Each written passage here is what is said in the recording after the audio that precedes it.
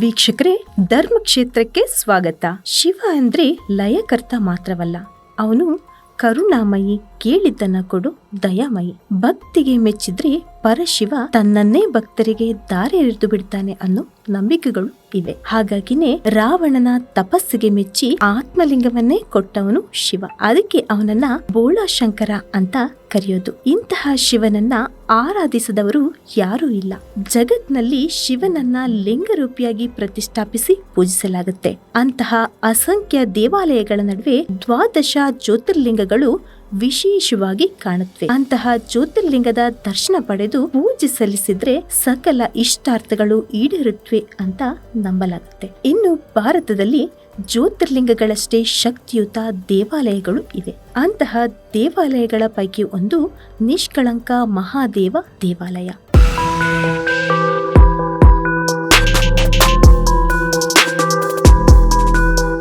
ಇದು ಗುಜರಾತ್ನಲ್ಲಿ ಅರಬ್ಬಿ ಸಮುದ್ರದ ನಡುವಿದೆ. ಅಲ್ಲಿ ಆ ದೇವದೇವನನ್ನ ನೋಡೋದಕ್ಕೆ ಸಮುದ್ರದಲ್ಲಿ ಸ್ವಲ್ಪ ದೂರ ಕ್ರಮಿಸಬೇಕು. ಆ ಬಳಿಕ ಸಾಕ್ಷಾತ್ ಶಿವನ ದರ್ಶನವನ್ನ ಪಡಿಬಹುದು. ಆ ದರ್ಶನ ಮಾತ್ರದಿಂದ ನಮ್ಮೆಲ್ಲ ಪಾಪಗಳು ಕಳೆಯುತ್ತೆ ಎಂಬುದು ನಂಬಿಕೆ. ಹಾಗಾಗಿನೇ ಇಲ್ಲಿಗೆ ಸಾವಿರಾರು ಭಕ್ತರು ಭೇಟಿ ಕೊಡ್ತಾರೆ. ಅದರಲ್ಲೂ ಅಮಾವಾಸ್ಯೆಯಂದು ಹೆಚ್ಚು ಮಂದಿ ಭಕ್ತರು ಆಗಮಿಸ್ತಾರೆ. ಇಲ್ಲಿನ ಶಿವಲಿಂಗ ಉದ್ಭವಲಿಂಗ ಅಂತ ಹೇಳಲಾಗುತ್ತೆ. ಹಾಗೇನೆ ನಮಗೆ ಬೇಕು ಅನ್ಸ್ದಾಗ ಅಲ್ಲಿ ದರ್ಶನ ಸಿಗೋದಿಲ್ಲ. ಸಮುದ್ರದ ಅಲೆಗಳ ಉಬ್ಬರ ಇಳಿದು ಶಾಂತವಾದಾಗ ಮಾತ್ರ ಅಲ್ಲಿಗೆ ಹೋಗಬಹುದು. ಹೀಗಾಗಿ ಶಿವಲಿಂಗದ ಬಳಿ ಹೋಗೋದೇ ಒಂದು ರೋಮಾಂಚಕ ಅನುಭವ. ಈ ದೇವಾಲಯ 5,000 ವರ್ಷಗಳಷ್ಟು ಪುರಾತನ ದೇವಾಲಯ ಅಂತ ಸ್ಥಳ ಪುರಾಣ ಹೇಳುತ್ತೆ. ಇದು ಗುಜರಾತ್ ನಗರದ ಭಾವನಗರ್ ಜಿಲ್ಲೆಯಿಂದ 28 ಕಿಲೋಮೀಟರ್ ದೂರದಲ್ಲಿರುವ ಕೋಲಿಯಾಕ್ ನಲ್ಲಿದೆ. ಈ ದೇವಸ್ಥಾನವನ್ನ ತಲುಪಕ್ಕೆ ಸುಮಾರು 1.5 ಕಿಲೋಮೀಟರ್ ಸಮುದ್ರದ ಮಧ್ಯಭಾಗದಲ್ಲಿ ನಡಿಬೇಕು. ಈ ದೇವಾಲಯದ ವಿಶೇಷತೆ ಏನಂದ್ರೆ, ಎತ್ತರದ ಅಲೆಗಳು ಬಂದ್ರೆ ದೇವಸ್ಥಾನ ನೀರಲ್ಲಿ ಮುಚ್ಚಿ ಹೋಗಿರುತ್ತೆ. ಬರೀ ಧ್ವಜವಷ್ಟೇ ಕಾಣಿಸುತ್ತೆ.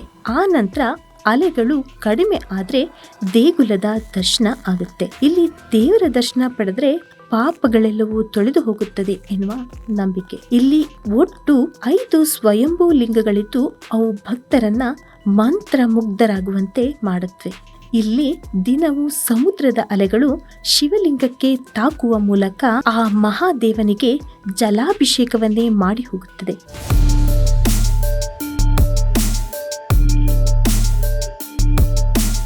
ಈ ದೇವದೇವನನ್ನ ನಿಷ್ಕಳಂಕ ಮಹಾದೇವ ಅಂತಲೇ ಜನ ಗುರುತಿಸ್ತಾರೆ.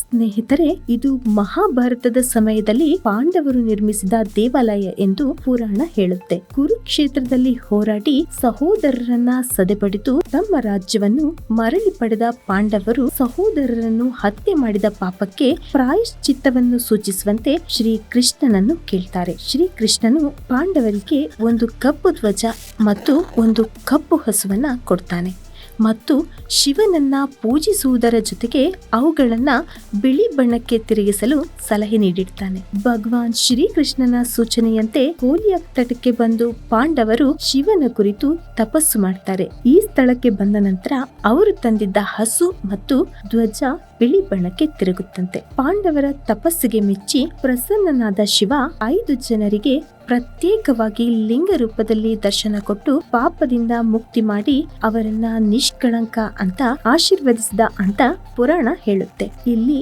5 ಶಿವಲಿಂಗದ ಎದುರು ನಂದಿ ವಿಗ್ರಹ ಇದೆ. ಇಲ್ಲೊಂದು ಸಣ್ಣ ಕೊಳವಿದ್ದು ಇದಕ್ಕೆ ಪಾಂಡವ ಕೊಳ ಅಂತ ಕರೀತಾರೆ. ಭಕ್ತರು ಮೊದಲು ಇಲ್ಲಿ ಕೈಕಾಲುಗಳನ್ನ ತೊಳೆದು ಶುದ್ಧಗೊಂಡ ಬಳಿಕ ಶಿವಲಿಂಗಕ್ಕೆ ಪೂಜೆ ಸಲ್ಲಿಸ್ತಾರೆ. ಭಾದ್ರಪದ ಮಾಸದ ಅಮಾವಾಸ್ಯೆಯ ವೇಳೆ ಇಲ್ಲಿ ಜಾತ್ರೆ ನಡೆಯಲಿದ್ದು ಇದಕ್ಕೆ ಭಾದ್ರವಿ ಎಂದು ಹೇಳ್ತಾರೆ. ಅಲ್ಲದೆ ಪ್ರತಿ ಅಮಾವಾಸ್ಯೆಗೆ ವಿಶೇಷ ಪೂಜೆಗಳು ನಡೆಯುತ್ತೆ. ಇನ್ನೊಂದು ವಿಶೇಷ ಸಂಗತಿ ಎಂದರೆ ಪ್ರತಿ ಅಮಾವಾಸ್ಯೆಯಂದು ಸಮುದ್ರದ ಅಬ್ಬರ ಕಡಿಮೆ ಇರುತ್ತೆ. ಇದೊಂದು ನೈಸರ್ಗಿಕ ಪ್ರಕ್ರಿಯೆ. ಹೀಗಾಗಿ ನೀರಿನ ಮಟ್ಟ ಕಡಿಮೆ ಇರೋ ಕಾರಣ ಅಪಾರ ಸಂಖ್ಯೆಯಲ್ಲಿ ಜನ ಇಲ್ಲಿಗೆ ಭೇಟಿ ಕೊಟ್ಟು ದೇವರ ದರ್ಶನ ಪಡೆದು ಹೋಗ್ತಾರೆ. ಇಂತಹ ಮಹಾದೇವನನ್ನ ನೋಡೋದಕ್ಕೆ ದಿನದಲ್ಲಿ 2 ಬಾರಿ ಮಾತ್ರ ದೇವಾಲಯವನ್ನ ತಲುಪಬಹುದು. ಈ ಸಮುದ್ರದಲ್ಲಿನ ಮಹಾಶಿವಲಿಂಗದ ಮಹಿಮೆ ಏನಂದ್ರೆ, ಮನಸ್ಸಿನಲ್ಲಿ ಒಂದು ಕೋರಿಕೆಯನ್ನು ಕೋರಿಕೊಂಡು ಭಕ್ತಿಯಿಂದ ಪ್ರಧಾನ ಶಿವಲಿಂಗಕ್ಕೆ ಪೂಜೆಯನ್ನು ಸಲ್ಲಿಸಿದ್ರೆ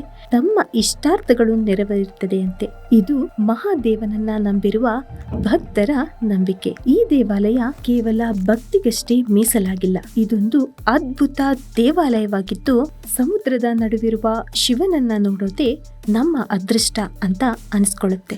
ಸಾಧ್ಯವಾದ್ರೆ ನೀವು ಕೂಡ ಈ ನಿಷ್ಕಳಂಕ ಮಹಾದೇವನನ್ನ ದರ್ಶನ ಮಾಡಿ ಬನ್ನಿ. ಈ ದೇವಾಲಯವನ್ನ ನೋಡೋಕೆ ವಿಮಾನ, ರೈಲು, ಬಸ್ ಅಥವಾ ಸ್ವಂತ ಕಾರನ್ನ ಬಳಸಬಹುದು. ಭಾವನಗರದಿಂದ ಕೋಲಿಯಾಕ್ಕೆ 30 ನಿಮಿಷಗಳು ಬೇಕಾಗುತ್ತೆ. ಭಾವನಗರಕ್ಕೆ 126 ಕಿಲೋಮೀಟರ್ ದೂರದಲ್ಲಿರುವ ವಡೋದರ ವಿಮಾನ ನಿಲ್ದಾಣ ಹತ್ತಿರದ ವಿಮಾನ ನಿಲ್ದಾಣ. ಇನ್ನು ಅಹಮದಾಬಾದ್ನಿಂದಲೂ ಕೋಲಿಯಾ ತಲುಪಬಹುದು. ಗುಜರಾತಿನ ಭಾವನಗರ್ ರೈಲ್ವೆ ನಿಲ್ದಾಣವು ಈ ದೇವಾಲಯವನ್ನ ತಲುಪಕ್ಕೆ ಹತ್ತಿರದ ರೈಲು ನಿಲ್ದಾಣ ಆಗಿದೆ. ಇದು ಗೆಳೆಯರೇ, ನಿಷ್ಕಳಂಕ ಮಹಾದೇವ ದೇವಾಲಯದ ಕುರಿತಾದ ಸಂಕ್ಷಿಪ್ತ ಮಾಹಿತಿ. ಮುಂದಿನ ವಿಡಿಯೋದಲ್ಲಿ ಮತ್ತೊಂದು ಧರ್ಮಕ್ಷೇತ್ರದ ಬಗ್ಗೆ ನಿಮಗೆ ಮಾಹಿತಿಯನ್ನ ಕೊಡ್ತೀನಿ. ಅಲ್ಲಿವರೆಗೂ ನಮಸ್ಕಾರ.